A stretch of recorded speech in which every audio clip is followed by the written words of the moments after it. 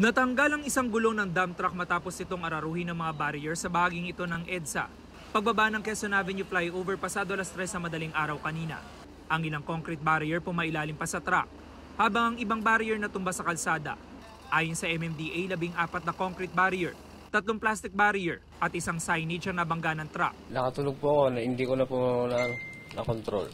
Titikitan ng driver para sa reckless driving habang i-impound ng MMDA ang truck. Halos 30 minuto ang nakalipas at ilang metro lang ang layo sa nangyaring aksidente.